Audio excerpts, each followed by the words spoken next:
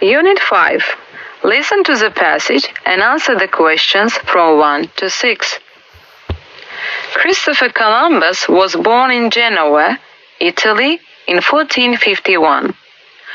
While spending most of his early years at sea, Columbus began to believe that he could find a shortcut way to India by sailing west across the Atlantic Ocean. Columbus presented his idea to the King and Queen of Spain. In 1492, they agreed to finance his trip. They gave him a crew and 3 ships. The trip was long and hard. Many sailors were worried and wanted to turn around.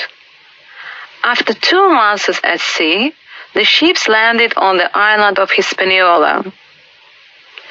Columbus named the native people whom he saw Indians because he believed he had found the shortcut way that he was looking for. But it was North America, a new continent at that time. Columbus, however, couldn't be convinced and died with the belief that he had found India. Soon, other explorers and nations understood the importance of his discoveries. Columbus' discoveries set the stage for the Age of Exploration, one of the most fascinating and exciting times in world history.